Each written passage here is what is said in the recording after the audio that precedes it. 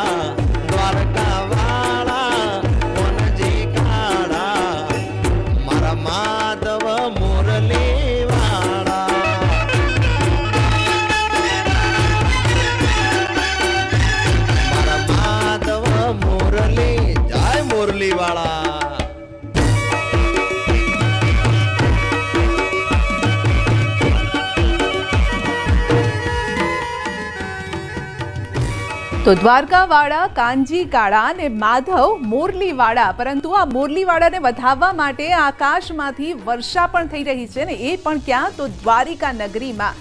આપણી સાથે દીપિકા જોડાયેલા છે. જે દીપિકા, ઝરમર ઝરમર વરસાદ કૃષ્ણ જન્મોત્સવને વધાવવા આવી ગયો છે.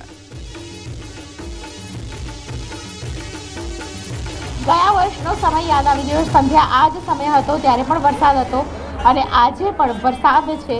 ભગવાન શ્રી કૃષ્ણ વાલાના વધામણા અને તેની સાથે ધીમી ધારે વરસાદ વરસી રહ્યો છે. જે લોકો છે રાહ જોઈ રહ્યા છે અને તેની સાથે વરસતા વરસાદમાં પણ લોકો છે, ભક્તો છે, અધીરા બન્યા છે ભગવાન શ્રી કૃષ્ણના દર્શન માટે. અને ભગવાન શ્રી કૃષ્ણના દર્શન ખાસ કરીને 12 વાગે જ્યારે ખુલ્લા મૂકવામાં આવશે. 56 સીડી પાસે લોકોની ભીડ છે, પરંતુ અત્યારે અમે મંદિર પરિસર ચોકમાં છે અને આવતા લોકો દ્વારકાધીશની જય બોલાવી રહ્યા છે. આપ ક્યાંથી આવ્યા છો? અમદાવાદથી. આવ્યા છો. રાહ જોઈ રહ્યા છો આટલા વરસતા વરસાદમાં? ઓફકોર્સ, દ્વારકાધીશ માટે તો આપણે ગમે ત્યારે હાજર હોઈએ છીએ. સવારથી અમે 2 વખત દર્શન થઈ ગયા છે, પણ અત્યારે જન્મોત્સવ જોવો છે. તમે ક્યાંથી આવ્યા છો બેન? કચ્છમાંથી આવ્યા. કચ્છમાંથી આવ્યા છો. શું કહેશો દ્વારકાધીશ માટે? દ્વારકાધીશ તો અમારા કૃષ્ણ ભગવાન છે ને, જન્મદિવસની તો વાટ જોતા હતા.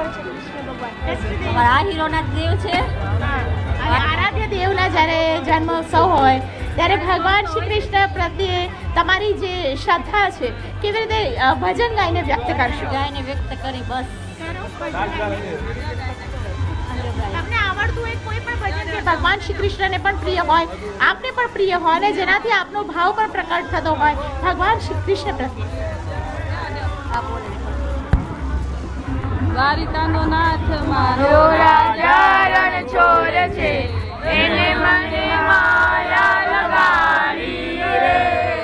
દ્વારિકાનો નાથ મારો રાજા રણ છોડ છે, એને મને માયા લગાડી રે. અને તમે ક્યાંથી આવ્યા છો ભાઈ? વડોદરાથી આવ્યો છું. વડોદરાથી આવ્યા છો. ભગવાન શ્રી કૃષ્ણ પ્રત્યે કેટલી શ્રદ્ધા છે? ખૂબ જ. એકચ્યુઅલી પ્લાન હતો સોમનાથ જવાનો, પણ ભગવાનની ઈચ્છાથી અહીંયા રોકાઈ ગયો છું જન્મ જોવા માટે ભગવાનનો.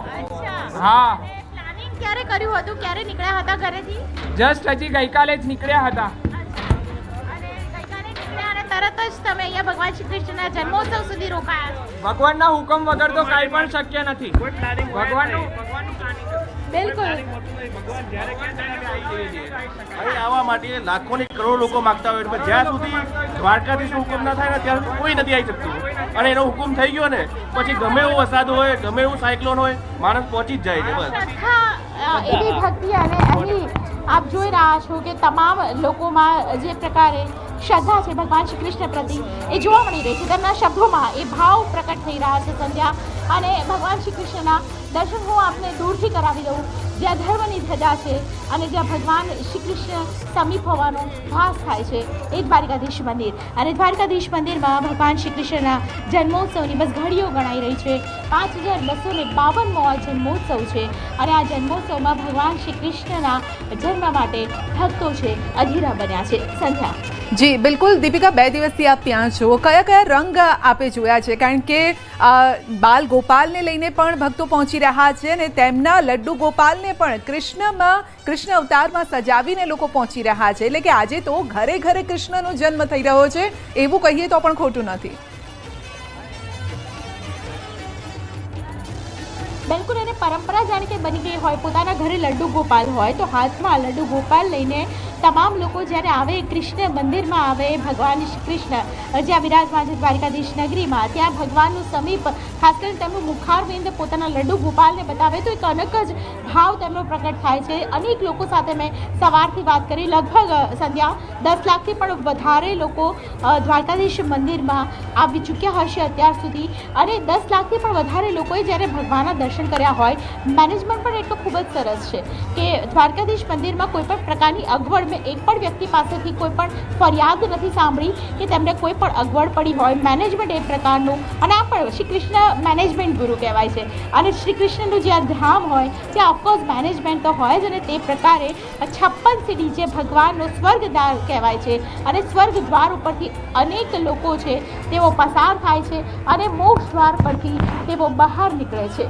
દ્વારકાધીશ મંદિરના દ્રશ્યો જોઈ રહ્યા છો કે જ્યાં મોક્ષ દ્વારની બહાર અમે ઊભા છીએ ચાચર ચોકમાં. ખાસ કરીને ભગવાન શ્રી કૃષ્ણનો જે ચોક છે તે જગ્યા પર દ્વારિકા ચોકમાં અમે ઊભા છીએ, અને દ્વારિકા ચોકની અંદર જ્યાં બજાર ઉભરાય છે, જોકે હાલ 12 વાગે જન્મોત્સવની જે તૈયારીઓ છે બસ અડધો કલાક બાકી છે, અને આ 30 મિનિટની ઘડીઓ છે તે લોકો માટે તેઓ રાહ જોઈ રહ્યા છે કે હવે ક્યારે ભગવાન શ્રી કૃષ્ણનો જન્મ થાય.